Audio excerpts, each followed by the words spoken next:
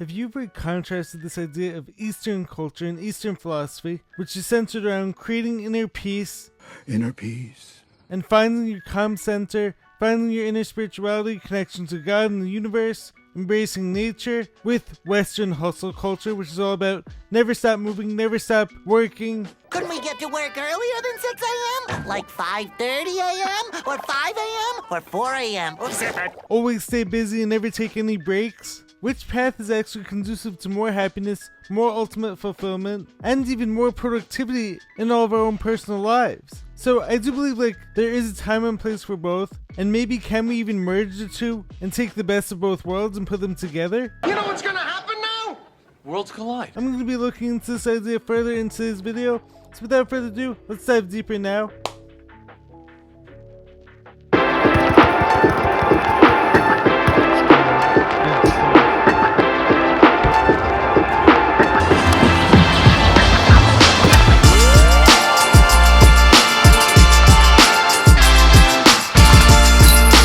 What's happening, guys? Welcome back to the Jared and James channel. I'm Jared Weiss. If you guys didn't know, that must mean you now subscribe to the channel so you know what to do. Hit that subscribe button, make sure to leave a like, drop a comment, let me know your thoughts on this video. Follow me on every platform, and if you guys haven't done so already, make sure to check out my book, Fight Through It by Jared Weiss, where you can find all the links to purchase it on my website, jaredryanweiss.com. That's JAREDRYANWEISS.com. Buy the book, support the brand, support the channel, support me. It would be very much appreciated. So as you guys know by now, in today's video, I'm going to be dissecting this idea of Eastern spirituality and finding inner peace with Western hustle culture, which is all about grind, never stop, never take any rest because you're going to sleep when you're dead, essentially. First off, of course we don't want to get too caught up in sitting around all the time, only embracing nature and solitude and peace and quiet too much to the point where we stop taking action, we stop seeing other people, we stop really living our lives. Because also, keep in mind, there's also much to be learned from taking action and allowing life to respond to you. Whether it's interacting with other people, whether it's doing some type of manual labor, whether it's eating out at restaurants. We serve food here, sir. Or seeing movies, interacting with culture. And also, what if you were actually able to turn your life into a walking, living meditation? Because think about this. Of course, if you're sitting around all day, inside every day, Until I've simply decided I am never leaving my house again. Never ever? never interacting with the outside world, chances are you're never going to encounter too many challenges that are going to throw you off your path, and they're actually going to be able to test your meditation skills and see how quickly you can actually snap back and return to center. And while sitting in solitude, sitting in silence every day is actually very important, and there's a lot of value to be gained from boredom and from sitting around, not always doing something. Because of course, our minds need a rest, our bodies need a rest, but sometimes it could also be a really good thing to balance that out with getting outside, living your life, interacting with other people. Hello, Sam. How you doing, Joe? Because when you're actually living to the fullest, chances are there's going to be many opportunities for you to get thrown off of your path, or have your mind or focus thrown off, and then you can actually use this as an opportunity to bring yourself back to center, bring yourself back to the present moment. So this is about merging the two, Eastern philosophy, Eastern inner peace practices, with Western hustle culture. Anyone could stay cool, calm, and collected in times of peace. Actually, I'm quite comfortable. When nothing's going on in their lives. But how many people can actually do so when things are in turmoil, when things are in upheaval, and it's not easy, and people actually need you to be the calm decision maker? Can you handle that? Because truthfully, as I've learned, no matter how hard you try to cultivate peace at all times in your life, there's always going to be this duality. There's going to be times when things are going great, everything's falling into place perfectly. But then, of course, on the opposite side of things, there's always going to be times when life throws a curveball at you, you're faced with a certain challenge you didn't expect to come your way, and then you actually have to be able to use those meditation skills to be able to shift your focus back to the present moment and to bring yourself back on your path. Next up, I want to tie this into a topic that I actually covered in a recent video, which is that in the West, we've been convinced, we've been sold the American dream and American culture is all about we have to suffer for success. You suffer for your soup. Yes, that is right. We have to fight wars. We have to fight people. We have to fight against our own intuition. And we have to fight against our body telling us when we need rest. Well, I don't argue with the body, Jerry. That's an argument you can't win. So the Western lie, in a lot of ways, is like at all times we have to suffer for success. Now, as I covered in that video, suffering may be part of some of our individual paths, but can we also do so beautifully? I believe so. But having said that, we should not be chasing suffering. Discomfort is one thing. Chasing suffering is a whole different ballgame. I think that's actually a very dangerous path to go down. And to convince ourselves that, like, if we're not suffering, we're not working hard enough. Which I actually used to believe for many years of my life. I know from experience, dude. But now, doesn't it make sense why so many people have all these mental health issues and mental health struggles? Now, contrast that with Eastern holistic practices that revolve around body, mind, spirit. In the West, we've often been taught to view the body as a machine. Hey, there he is, the machine. And people are just cogs in the larger machine. We're all just worker bees, which is why Western medicine is based around this idea of just take this pill to get rid of your symptoms, and then this way you can get back to work right away. You don't have to make any lifestyle changes, you don't have to change your diet, you don't have to change your friend group, you don't have to change detoxing your body or detoxing your life. All you have to do is just take this one pill and then you can get back to working for us. Or even just do this one thing and then your whole life is going to be fixed. However, of course, this is very problematic. Because we're not simply just mechanistic creatures. There's actually a spiritual side and emotional side that often gets overlooked. For instance, if you're unhappy. I'm not happy, Bob.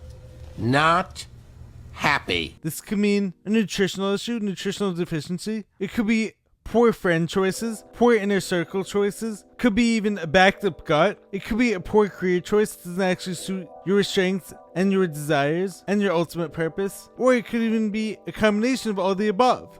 So, this is why it's so important to look to Eastern philosophy and Eastern practices to understand our true eternal spiritual nature, and that we're not just these mechanistic beings who can just keep going non-stop forever and ever. We need to take breaks, we need to reset, we need to rest. We need to rest our bodies and our minds. We have to make better choices for our health, because otherwise our bodies are going to break down. We've got some head trauma and eternal bleeding. And then what are we going to be left with? Furthermore, if you've read or are reading my book right now, one thing that you'll see is that I was someone who took this concept of no days off to the extreme mentality for many years. I would see sleep as time wasted. I heard every motivational speaker talking about how you always had to be working, always had to be grinding, and if not, you weren't doing enough. You two are gonna work for me forever!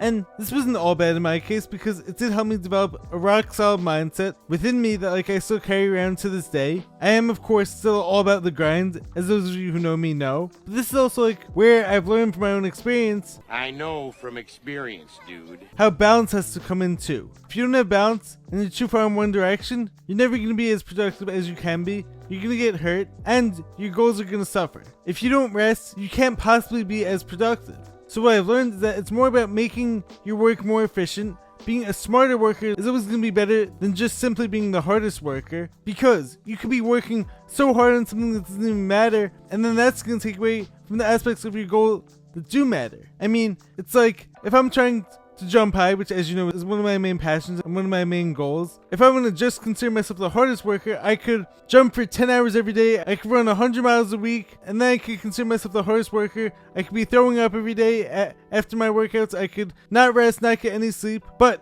is that actually making me the best worker?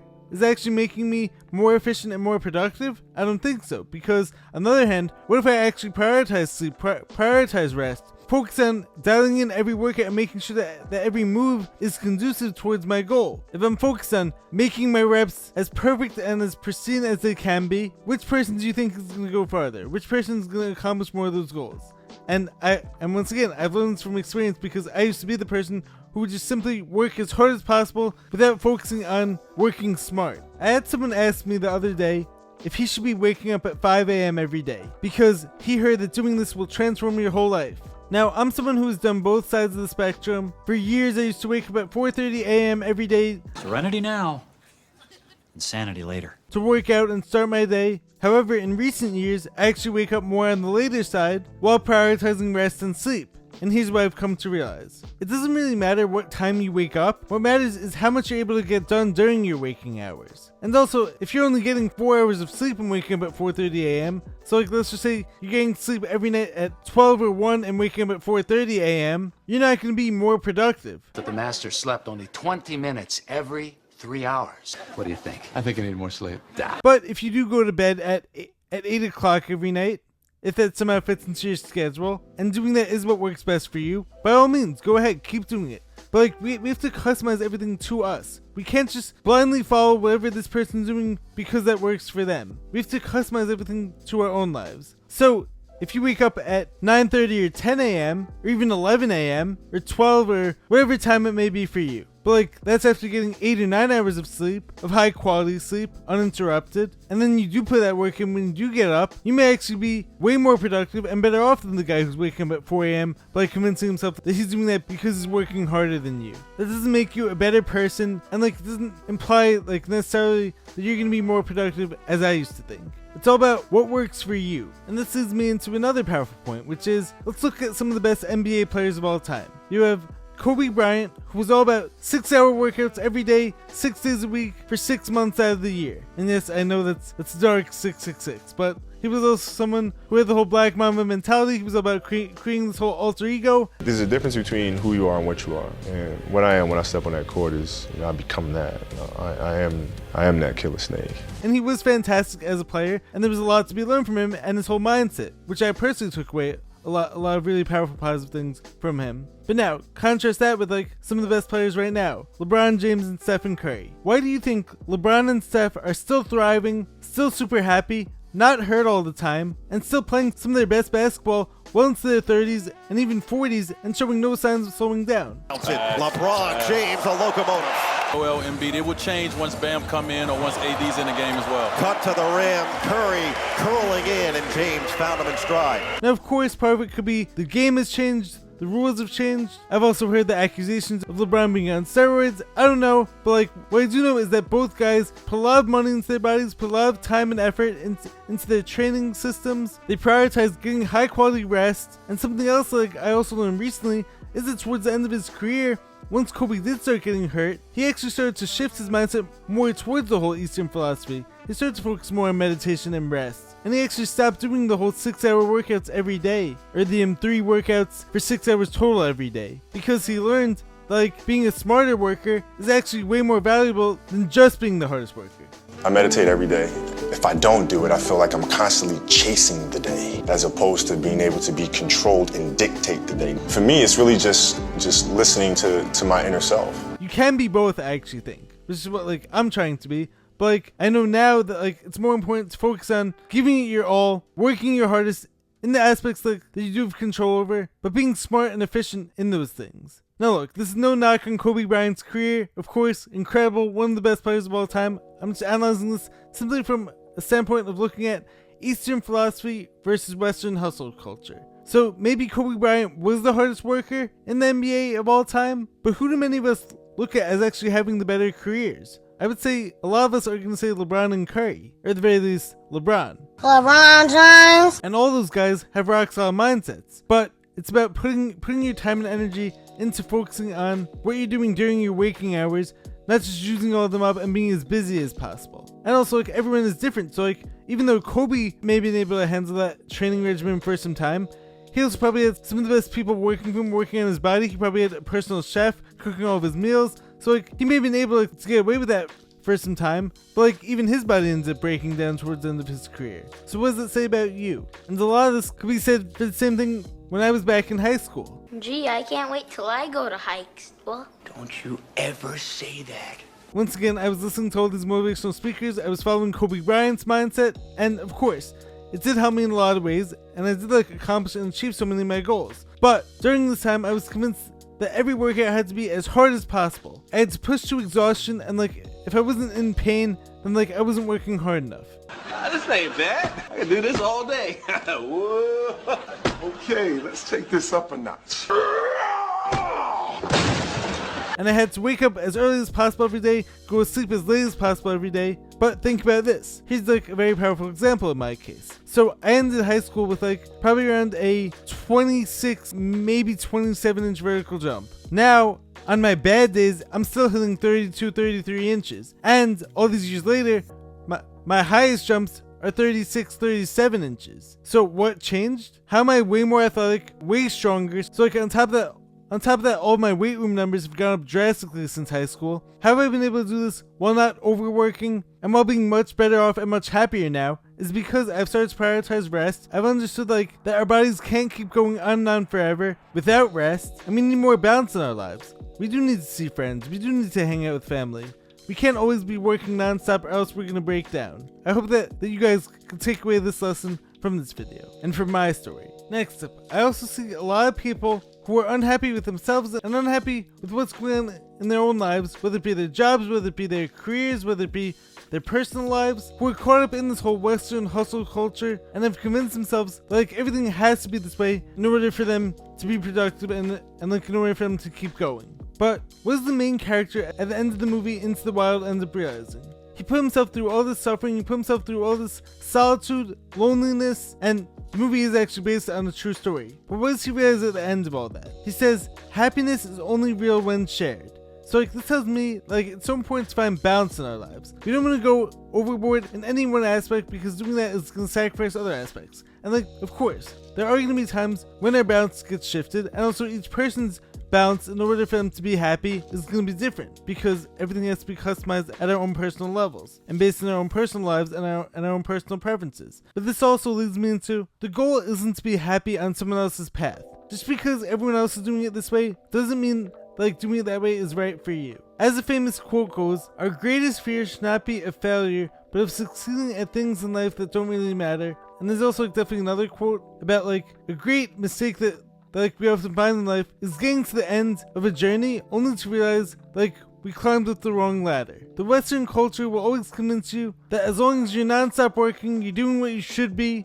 But what if you're busy doing something that isn't meant for you? The same job for the rest of your life? So you'll just work us to death? We'll sure try. What if you spend 30 years at a job you hate? What if you marry the wrong girl and for 40 years you stick with her even though you're totally miserable just because you're convinced like this is the way it has to be? What if you're just going to college just because society wants you to, but then you end up in thousands of dollars of debt with a major that actually doesn't help you get any career? What if you took that job just for the sole purpose of making money as opposed to doing a job that actually suits your ultimate purpose for being here? These are some of the questions like that we need to step back and take the time to figure out about ourselves if we hope to find long-lasting happiness and fulfillment in our own personal lives. These were not easy questions to answer. Rather than just like conforming to what the whole society tells you have to do. Now, I do think, as I said earlier, it is possible to merge the two. We can merge the worldview of Eastern spirituality, finding inner peace, finding our calm center, with Western hustle culture, grinding non-stop. It's all about living a balanced life, finding your own happy medium, getting in tune with our own bodies and what our souls desire. And then I believe that like we can actually be hard workers who also have a very strong personal life. We can be someone who hustles whenever we are working on our goals while also making sure like those goals are aligned with our ultimate purpose. Anyways guys, I hope that you guys enjoyed this video. I hope that you guys enjoyed hearing my perspective on the topic. I would love to hear yours in the comments. Anyways, make sure to subscribe to the channel, be sure to drop a like, leave a comment, let me know your thoughts on this video. Follow me on every platform. If you guys haven't done so already, make sure to buy my book, Fight Through It by Jared Weiss. I will catch you guys in the next video. Stay grinding, stay hustling, stay positive, live balanced, calm, free. I will catch you guys in the next one. Peace.